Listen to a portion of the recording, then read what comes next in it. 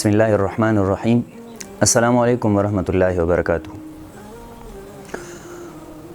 دعا زہرا کیس میں وہ پہلو جس کے بارے میں ہم اکثر نہیں سوچتے اور جو ایک اصل محرک ہے اس سارے کیس کا، محرک یعنی جس کی وجہ سے یہ معاملہ ہوا ہے، جو اسباب اس کے پیچھے ہیں، یہ تو ایک لڑکی ہے، اس کا واقعہ ہمارے سامنے آ گیا، تو اس کا یہ مطلب نہیں کہ پاکستان میں صرف اس طرح کا صرف یہ ایک کیس ہوا ہے۔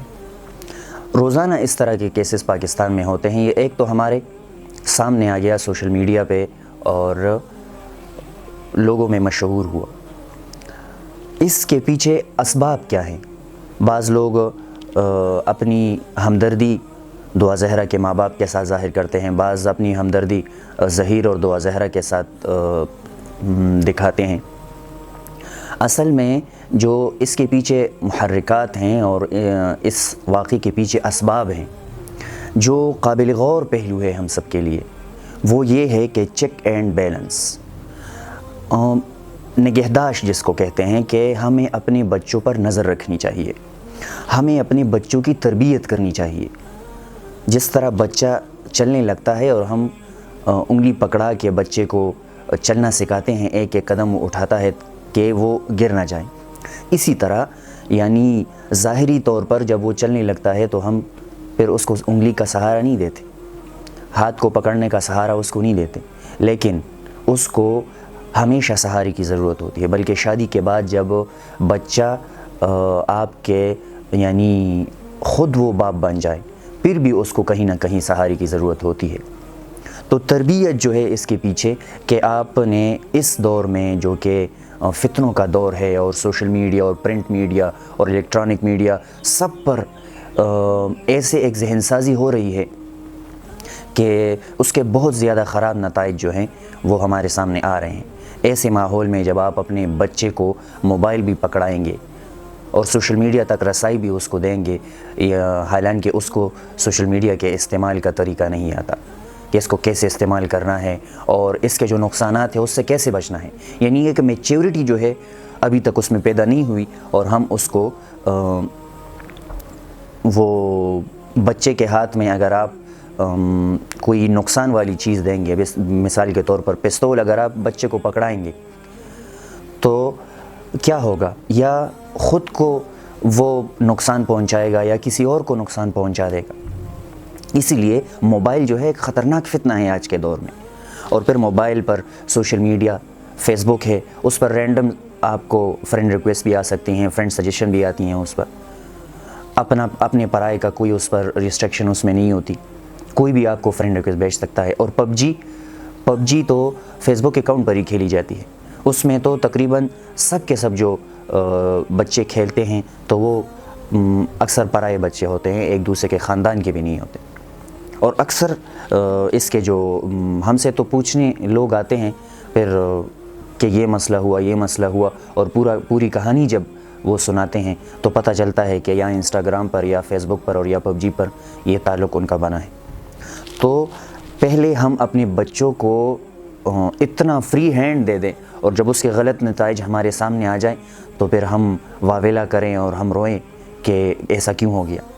دعا زہرا کیس میں جب ماں باپ کو تو پہلے اپنی بیٹی کو موبائل دینا ہی نہیں چاہیے تھا، جب موبائل دیا بھی، یعنی جب ان کے ماں باپ کہتے ہیں کہ وہ 14 سال کی ہے تو 14 سال کے بچے کو موبائل دینا یہ ٹھیک ہے؟ یہ عقل کا تقاضا ہے؟ 18 سال سے پہلے بچے کو ڈرائیونگ سیٹ پہ بٹھا دینا، حکومت نے 18 سال کی ایج جو ہے وہ مختص کی ہے کہ اس سے پہلے بچے کو اسٹیئرنگ کی اجازت نہیں دینا اور ڈرائیونگ سیٹ پہ نہیں بٹھانا، کیونکہ وہ ایکسیڈنٹ کر دے گا، وہ میچور نہیں ہے، اس پر یعنی وہ خوف اس پہ آ جائے گا، حاوی ہو جائے گا، وہ ڈرائیونگ کا حق جو ہے وہ ادا نہیں کر، خود کو بھی نقصان دے گا، دوسرے کو بھی نقصان دے گا۔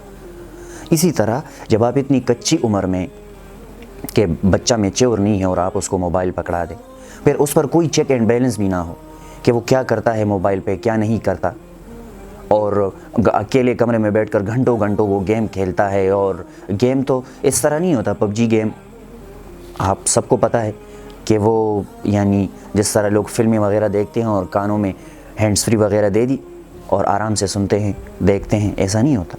اس میں تو بولتے ہیں، گھر والے اکثر غصہ کرتے ہیں کہ یہ کیا بدتمیزی آپ کر رہے ہیں. پب جی کھیلنے والے بچوں کو آپ نے دیکھا ہوگا. تو جب اتنا سب کچھ ہو رہا ہے، آپ منع نہیں کر رہے اپنے بچوں کو، آپ یہ نہیں پوچھ رہے کہ بیٹا آپ کس کے ساتھ کھیل رہے ہیں، آپ کی دوستیاں فیس بک پر کن کن کے ساتھ ہیں. تو یہ جب نہیں ہوگا اور اس کے نتائج پھر ہمارے سامنے آئیں گے، تو پھر ہم نے اپنے بچوں کو اسی طرح سے ڈیل کرنا ہے. یہ آپ کے بچے ہیں، آپ ان کے ساتھ دشمنوں جیسا پھر رویہ نہ رکھے. بعد میں پہلے آپ ان کو فری ہینڈ دیتے ہیں اور پھر فوراً آپ ریسٹرکشن شروع کر دیتے ہیں اور سختی پہ آ جاتے ہیں، تو وہ تو بچہ ٹوٹے گا. پھر جب سب ٹہنی تھی اور اس کو جس طرف آپ موڑنا چاہتے تھے موڑ سکتے تھے، لیکن جب غلط اس کی نشوونما ہوئی اور وہ سخت ہو گئی، اس کو زبردستی موڑ رہے ہیں اس ٹہنی کو، تو وہ ٹوٹی گئی. وہ اب شاخ بن گئی ہے، وہ ٹہنی نہیں رہی اب. تو پھر آپ اس پر ریسٹرکشن لگائیں کہ نہیں بالکل. دعا زہرا کے ظہیر کے گھر والے کہتے ہیں کہ ہم نے رشتہ مانگنے کی کوشش بھی کی، لیکن انہوں نے کہا نہیں، ہم ان کی بات سنیں گے بھی نہیں، ان کو ہمارے آنگن میں قدم رکھنے کی اجازت بھی نہیں ہے. حالانکہ آپ کو پتہ نہیں ہے، آپ نے اپنی بیٹی کے آنگن کو تو کھلا چھوڑ دیا، اس کے دل کے دروازے کو کھلا چھوڑ دیا. جب اس کے دل کے دروازے میں اور اس کے آنگن میں کوئی آ گیا تو آپ کہہ رہے ہیں کہ نہیں ہم اپنے آنگن میں کسی کو آنے نہیں دیں گے. تو یہ سب عقل کے خلاف ہے. آپ اب بھی ان کے پاس وقت ہے، اگر ایسا کیس کسی کے ساتھ بھی ہو تو ان کو ابھی چاہیے کہ اس ظہیر کو بھی قبول کرے، اس کے بیٹی بھی ان کے پاس آ جائے گی. لیکن نہیں، وہ اب بھی اپنی انا پہ اڑے ہوئے ہیں. یہ انا جو ہے یہ سب سے نقصان دہ چیز ہے. ان دونوں کو بھی، ان کے ماں باپ کو بھی یہ نقصان پہنچائے گی اور اس کے بچی کو بھی نقصان پہنچائے گی ان کی انا. اب آپس میں صلح کی ان کو ضرورت ہے. اگر ظہیر اور زہرا کی جدائی بھی ہو جاتی ہے عدالتی لحاظ سے، زہرا گھر میں بھی آ جاتی ہے، تو آپ مجھے یہ بتائیں کہ زہرا کے دل میں اپنے ماں باپ کے لیے کبھی عزت اور محبت پیدا ہوگی؟ کل شاید اس کا اتنا تجربہ ہو گیا کہ کل ایک ایسا سٹیپ وہ اٹھا دے کہ پھر اس کا کوئی حل نہ ہو، اللہ نہ کرے وہ خودکشی کر لے، پھر کس کو وہ پکڑیں گے؟ تو اب بھی جب آپ نے اتنی یعنی بے توجہی کی ہے اور اتنی غفلت برتی ہے، تو اب بھی آپ کو چاہیے کہ آپ اس معاملے کو سدھریں. اس معاملے کو اب بھی ٹھیک کر سکتے ہیں. آپ اپنی بچی کو بھی آپ عدالتوں کے چکر لگا رہے ہیں اور خود بھی ذلیل ہو رہے ہیں اور رو رہے ہیں لوگوں کے سامنے. تو یہ رونے سے کام نہیں ہوتا. رونے سے کام ٹھیک ہوتے تو سارے کام جو ہے کمرے میں آدمی بیٹھ کر رو لیتا اور کام ٹھیک ہو جاتا. ایسا سٹیپ ان کو اٹھانا چاہیے کہ یہ معاملہ ٹھیک ہو جائے. ظہیر کو وہ لوگ اگر قبول کر لیں کہ جو کچھ ہوا ہے ہماری وجہ سے، ہر کوئی جب اپنی گناہ قبول کرے گا تو معاملہ ٹھیک ہو جائے گا. تو اس کی بیٹی بھی ان کو مل جائے گی خوشی خوشی.